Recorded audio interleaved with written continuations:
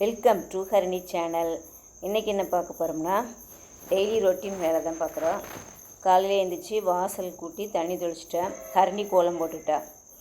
அதுக்கப்புறம் இன்றைக்கி முட்டைகோஸ் பொரியல், அப்புறம் சாம்பார், அப்புறம் வெண்டைக்காய் பொரியல், அப்புறம் ஆப்பம் பார்க்குறோம். முட்டைகோஸ் ஒன்று கட் பண்ணுறோம். கேபேஜுக்கு ஒரு கோஸ் எடுத்து நல்லா கத்தி வச்சு நல்லா பொடிசாக கட் பண்ணிவிட்டு, முட்டைகோஸ் பொரியல் சிம்பிளாக ஈஸியாக வச்சிடலாம், ஆனால் டேஸ்ட்டாக இருக்கும். அது எப்படிங்கிறத பார்க்கலாம். முட்டைகோஸ் நல்லா நறுக்கிட்டு, இது ஒரு பெரிய வெங்காயம் தாளிக்கிறதுக்கு நறுக்கி வச்சுக்கணும்.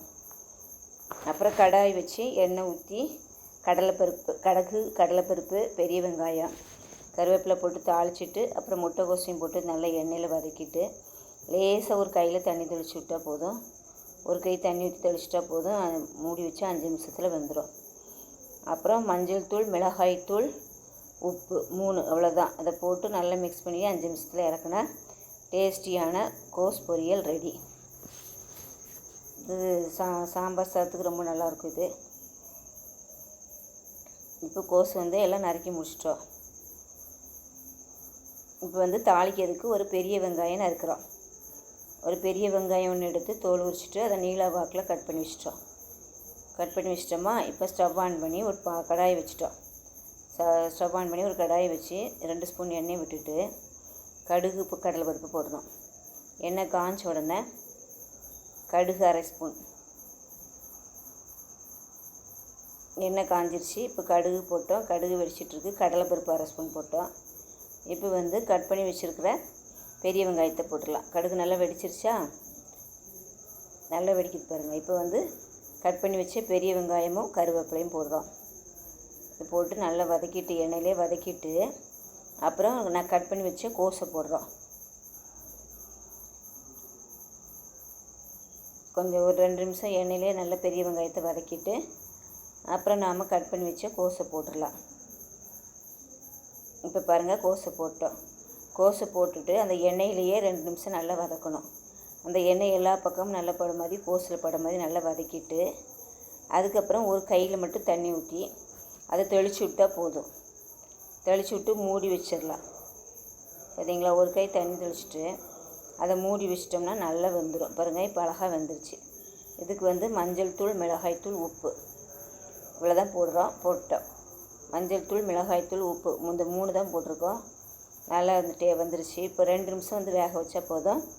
டேஸ்டியான கோஸ் பொரியல் ரெடி. மசாலாத்தூள் போட்டாச்சு, காரத்துக்கு மிளகாய்த்தூள், உப்பு. இப்போ இதை ஆஃப் பண்ணி இறக்கி வச்சிடலாம். கோஸ் பொரியல் ரெடி. இப்போ காலையில் டிஃபனுக்கு ஆப்பம் சொல்கிறோம். ஆப்பத்துக்கு அரைச்சி வச்சுருந்தோம். ஆப்பம் சுட்டுட்டு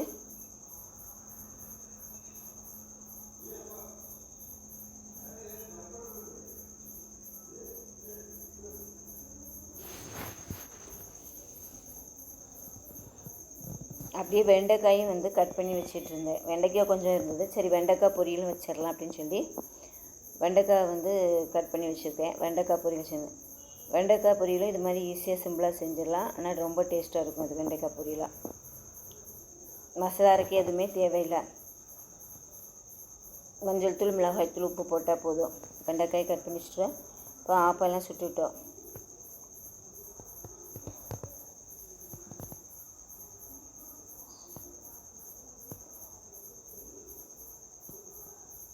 இப்போ பாருங்கள், ஆப்பத்தை சுட்டு முடிச்சிட்டோம்.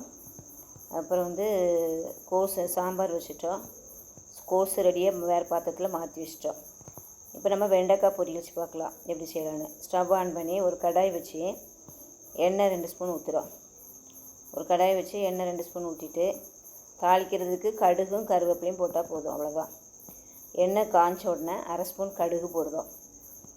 நல்லா எண்ணெய் காய்ச்ச உடனே 1/2 ஸ்பூன் கடுகு போடுறோம். நல்லா வெடிக்குது. அப்படியே கருவேப்பிலை 4 போட்டுறோம். போட்ட உடனே வெண்டைக்காயை நல்லா தொடச்சி கட் பண்ணி வச்சுருக்குறோம். அதை போட்டாச்சு. ஒரு கூறு வாங்கினோமா, சரி அப்போ அது கம்மியாக தான் இருந்தது, சரி 2 பொரியலும் செஞ்சுக்கலாம். அதனால் வெண்டைக்காயை நல்லா தொடச்சி கட் பண்ணி வச்சுருக்கோமா, அதை போட்டாச்சு. நல்லா கொஞ்சம் எண்ணெயில் வதக்கிட்டே இருக்கணும். மூடி வச்சுட்டு இப்படி எடுத்து திருப்பி கிளறி விட்டுட்டு திருப்பி வேக வைக்கணும். இப்படி ஒரு 10 நிமிஷம் அதை வேக வைக்கணும். அப்புறம் மூடி வைக்க தேவையில்லை. கொஞ்சம் நல்ல காய் வதங்கி இப்போ பாருங்கள் காய் நல்லா வதங்கிருச்சு பாருங்கள், நிறம் மாறிடுச்சு. இந்த நேரத்தில் நம்ம வந்து மசாலா தூள்லாம் போட்டுடலாம். மஞ்சள் தூள் 1/2 ஸ்பூன், மிளகாய்த்தூள் 1 ஸ்பூன், 1.5 ஸ்பூன் போட்டேன். உப்பு கொஞ்சம் தேவையான அளவு கல் உப்பு. இதை போட்டு இதை நல்லா மிக்ஸ் பண்ணி ஒரு 5 நிமிஷம் கிளறிட்டே இருக்கணும். இது போட்டுன்னு மூடி வைக்க தேவையில்லை, இப்படி கிளறி வச்சு எடுத்துகிட்டா போதும். டேஸ்டியான வெண்டைக்காய் பொரியல் ரெடி. இது சாம்பார் சாதத்துக்கு சூப்பராக இருக்கும் சாப்பிட்றதுக்கு. எல்லோரும் செஞ்சு பாருங்கள். இந்த வீடியோ பிடிச்சா மறக்காமல் சப்ஸ்கிரைப் பண்ணிடுங்க, கமெண்ட் பண்ணுங்கள், வீடியோக்குள்ளே லைக் பண்ணுங்கள்.